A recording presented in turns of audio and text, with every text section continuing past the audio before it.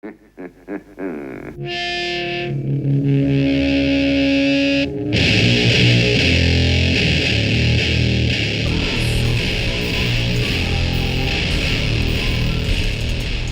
till you're dead. That's a long fucking deadlift workout.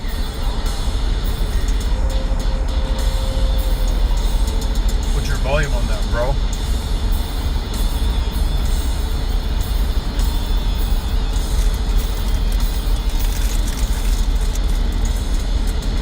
I like the inverse curl a lot. We're top doing radar.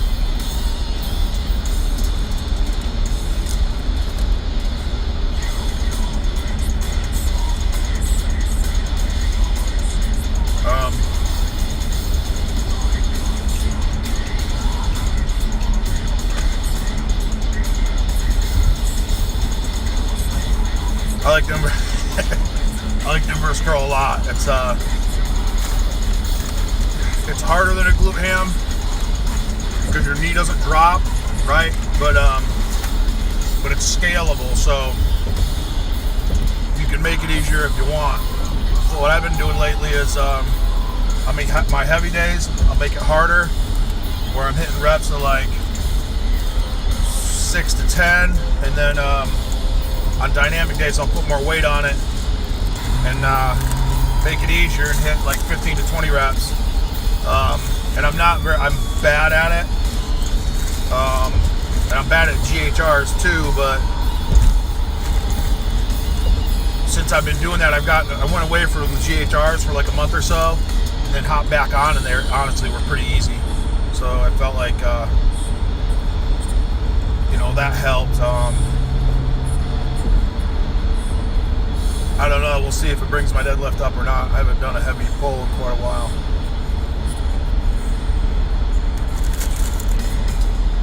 But yeah, I like it. I highly recommend it. I think it works well.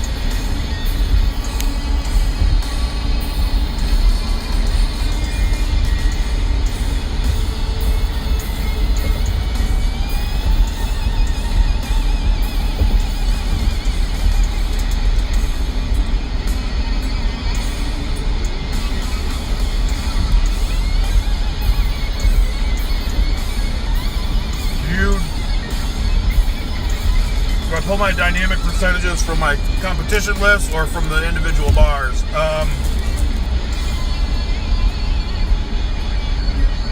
I used to do it more from competition lift, but the past couple years I've been going off the bars. One reason is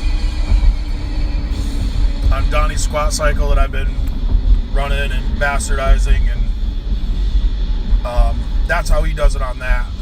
So you basically pick a bar with accommodating resistance and you max, and then your dynamic work for that week is based off of that max.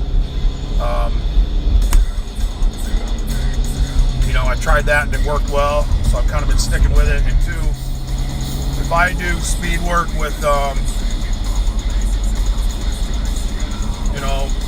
4.5, 5 plates every week, my back just gets trashed and I can't recover. A part of that could just be I'm not used to it because I haven't been doing it enough lately, right? But it seems like when I do that for too long, I start having problems. So by going lighter, for instance, if I do a safety bar max and I get up to like 6 plates, then my speed work's going to be 3.5 plates. And just make it that simple. Just cut it in half. That seems to work pretty well. And I think that works well for athletes too. There's a lot of carryover there because that way you don't even need to test them. Just max out, and then you know where your speed work is at for that week.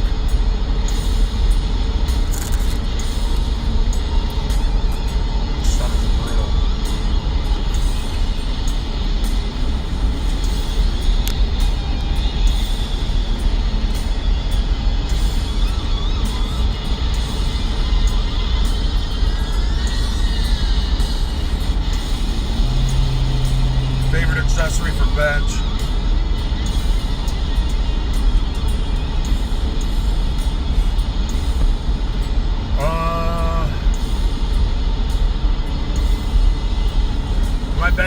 strongest, we would do, after our speed work, we'd do some board work.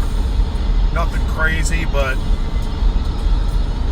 we just leave bands or chains or whatever was on there, add a little bit of weight, and then do like 3 heavy sets of 5 or 3s or 6 or whatever. When I was doing that, my bench seemed to be pretty strong. I feel like that helped.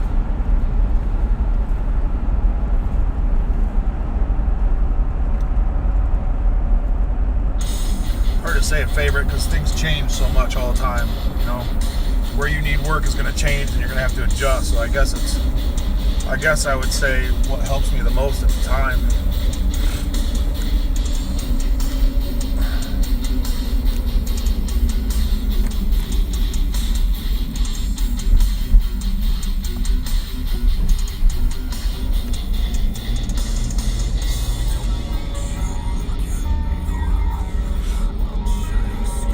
I haven't used a spider bar yet, to be honest.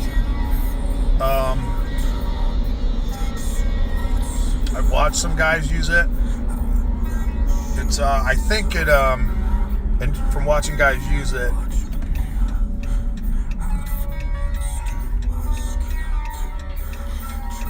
I think it swings a little more than a regular cambered bar, because a lot of people's instinct is to push up on those handles.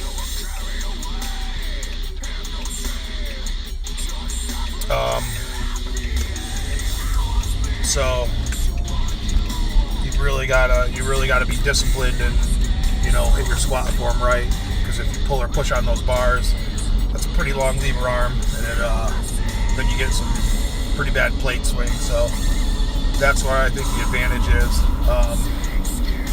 And then too, it's going to sit up higher, so you're kind of combining the misery of a safety bar and a cambered bar all in one. But no, I just, whenever I'm down there, maybe I'll do that next time I'm down there. That's a good idea.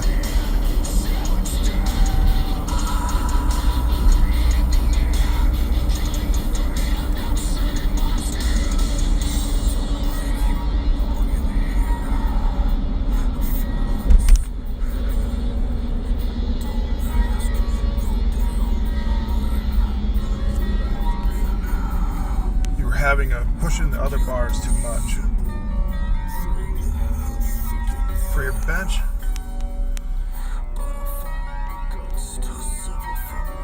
Yeah, you can, and you know, I've experienced that. I've experienced that with my athletes. We've gotten to the point where we're better with the specialty bars than a straight bar. So if you're a lifter, you got to make sure, if you've got a meet coming up, you give yourself an adaptation period, or kind of keep the straight bar in there enough so that it's not foreign, because that definitely will happen.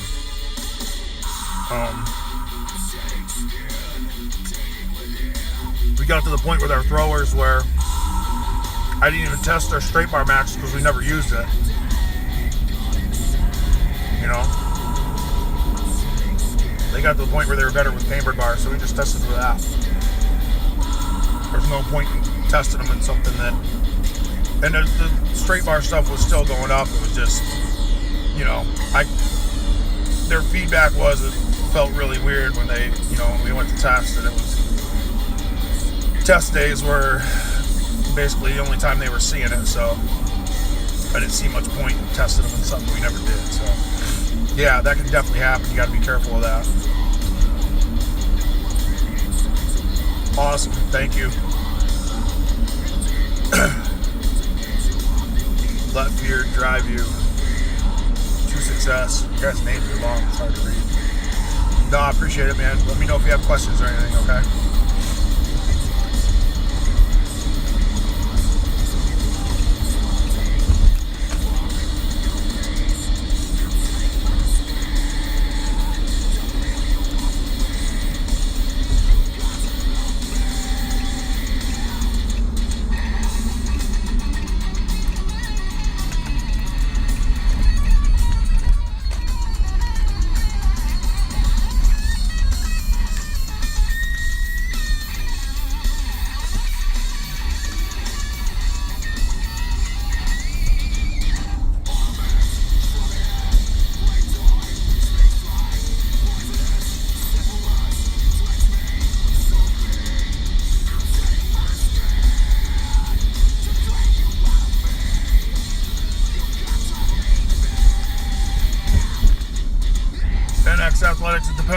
that in the season. So like summer and fall, we would push like hell. And basically how it's laid out in the book with the volume, we start kind of low and build it up a little bit each week. And then drop it back down on that fourth. So you ramp it up, drop it down, ramp it up, drop it down. And then once we got in season, then we, would typically keep volume not low, but on the lower end of the spectrum, I guess. Stick to mostly 3 and 4 sets of accessory work and mess around with the max effort lane sets and reps a little bit, so they weren't trashed. But dynamic effort pretty much stayed the same, unless it was getting real close to conference week, and then we would start lowering that. No, but I have some ideas of how I would. I think that whole system is bass backwards.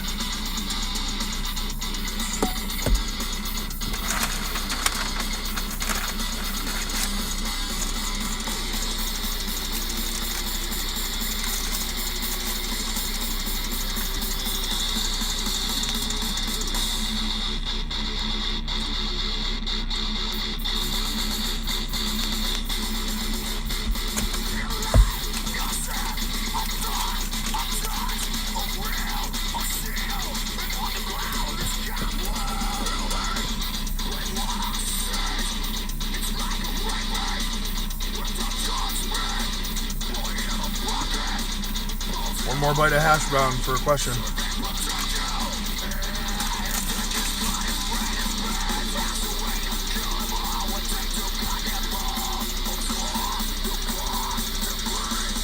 All right. I'm at the gym, time to train. I'm uploading these to YouTube and putting links in my training log. So if you're driving or whatever, or just want to listen to some training stuff, pick up some tips, go check those out there. I got 2 or 3 of those up in my log right now. I'm gonna put probably 2 or 3 up, and then in my log is just kind of outline of what we covered.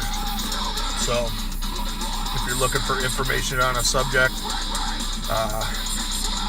head over there and check it out. All right, later.